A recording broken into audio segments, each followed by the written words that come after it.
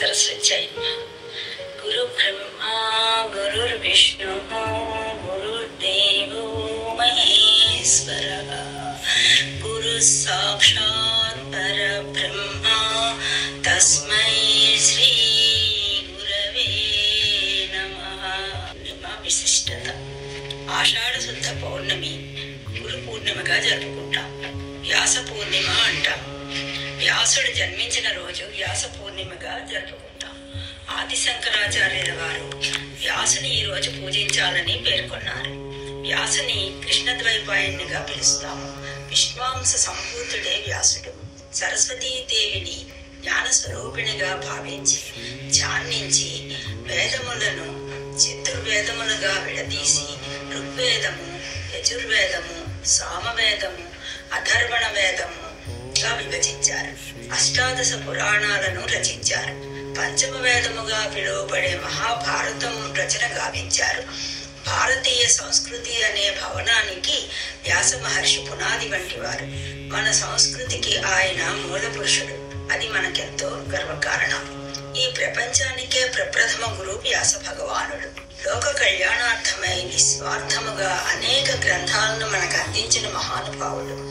ఎన్ని వ్రాసినా శాంతి లేదని తరువుగా నారద మహర్షి వలన విని శ్రీకృష్ణ లీలామృతము భాగవతాన్ని రచించారు. భాగవత రచన ప్రారంభించిన రోజు ఆషాఢ శుద్ధ పౌర్ణమి కావడం విశేషం. భారతీయ తత్వాన్ని తెలిపిన మహనీయుడు వ్యాసుడు. భగవద్గీత, విష్ణు సహస్రనామము, శివ పురాణములు అంతర్భాగములై ఉన్న ఈయన రచనలలో శివకేశవులకు భేదమే లేదని తెలియజేశారు. భారతీయ విజ్ఞాన సౌధానికి పునాది వంటి వారు వ్యాసుల వారు. తల్లి ప్రథమ గురువు. తల్లిదండ్రులను గురుతుల్యులుగా ప్రయోజించాలి. అజ్ఞానాన్ని రూపుమాపి జ్ఞానాన్ని అందించారు గురువు. మన ఇష్ట దైవమే గురువు. గురువే దైవము, దైవమే గురువు. మనం ఈ రోజు స్మరించుకోవలసిన గురుతుల్యులు ఎందరో మహానుభావులు ఉన్నారు. అందరికీ వందనములు. ప్రత్యక్ష దైవం సూర్య భగవానుడు. ఆంజనేయ స్వామికి సకల విద్యలను నేర్పి స్థితప్రజ్ఞతను నేర్పించారు. మనకి ఎంతో మేలు చేస్తున్న సూర్యునికి మన కృతజ్ఞతలను తెలుపుకోవడం మన కర్తవ్యం. వశిష్ఠ మహర్షి శ్రీరామునికి నామకరణం జరిపించిన దగ్గర నుండి అన్నీ బోధించిన బ్రహ్మర్షి. విశ్వామిత్రుడు అనేక అస్త్రములనిచ్చి సీతారామ కళ్యాణమును గావించిన రాజర్షి బ్రహ్మర్షిగా ప్రఖ్యాతి చెందినవారు. ఇక ఆదిత్య హృదయాన్ని శ్రీరామునికి ఇచ్చిన నెపంతో మనకి అందించారు అగస్త్య మహర్షి. శ్రీరాముడు మనకి ఆదర్శం. ఇంకా కృష్ణం వందే జగద్గురు. మాయను జయించి మనస్సును స్వాధీనంలో ఉంచుకున్న ఉత్తమ గురువు. అందుకే శ్రీకృష్ణ భగవాన్ని జగద్గురువుగా కీర్తిస్తాం. మనకి ఆదర్శం అందించేందుకే శాంతిపుని గురువుగా చేసుకున్నారు బలరామ శ్రీకృష్ణ సుధాములు కుజలు. వారిని తలుచుకోవాలి. శ్రీకృష్ణుని పాదపద్మములకు మనం మనస్సు మాలను అందించాలి. భర్తృహరి నీతి పద్యాలను పరికించిన నీటి బిందువు కాలుతున్న ఇనుపు కమ్ముల మీద పడితే ఆవిరిగాను, తామరాకు మీద పడితే జారిపోతున్నట్లును, అదే ముత్యపు చిప్పలో పడితే మంచి ముత్యముగా మారి శాశ్వతంగా ఉంటుంది. ఇటువంటి నీతులను మనకు అందించిన వారిని తలుచుకోవాలి. నారద మహర్షి ప్రహ్లాదునికి కడుపులో ఉండగానే నారాయణ తత్వాన్ని బోధించిన గురువు. వీరిని తలుచుకుందాం. ఇంకా శంకరాచార్యుల వారికి శిష్యుడు సనందుడు పద్మపాదునిగా ప్రసిద్ధిగాంచిన విషయం తెలిసినదే. వివేకానందుడు రామకృష్ణ పరమహంస వారి సాంగత్యంలో ధరించారు.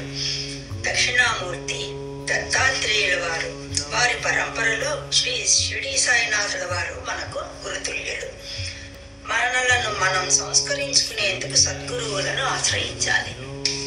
ఇక్కడ మనం త్యాగరాజు వారి కీర్తనలో రామా నీ చిత్తము నిర్మలం, నా చిత్తం నిర్మలం కాదని భావించి నన్ను విడువకు తండ్రి, నన్ను నీ వాడినిగా చేసుకో తండ్రి, నా చిత్తం నిర్మలమవుతుంది అని కీర్తించారు. ఈ కలియుగంలో మానవులను తీర్చిదిద్ది పునీతులుగా చేయడానికి అవతరించిన అవతార పురుషుడు భగవాన్ శ్రీ సత్యసాయి బాబా వారు. అతనికి సమకాలీనులుగా జన్మించినందులకు మనం అందరం ఎంతో అదృష్టవంతులమనే చెప్పాలి. కనిపించని దైవాన్ని వెతుకుట కంటే కనిపించే దైవాన్ని తెలుసుకుని ధరించడమే తరుణోపాయం. సత్యసాయి బాబా మనందరికీ గురువు. అతని బోధనలు విని మనం తల్లుల ప్రేమను అందించి మనలను పునీతులను చేస్తున్న ఆ దివ్య పురుషుడే మనకి గురువు. అతని నామం జపిస్తూ మానవ సేవ చేస్తూ అతని దివ్య పాదపద్మములను ఆశ్రయించడమే మన జన్మకి సార్థకత. అందుకే ఈ విశ్వమానవాళికి అంతకీ అతనే గురువు. అయితే ఈ గురు పూర్ణిమ రోజున గుర్తుగా గురువులను ఆరాధించడం అనేది మన కృతజ్ఞతలు తెలుపుకునే నిమిత్తంగా భావించాలి. ఇదే గురు పూర్ణిమ విశిష్టత. అందరికీ నమస్కారములతో జ్యోత్స్న.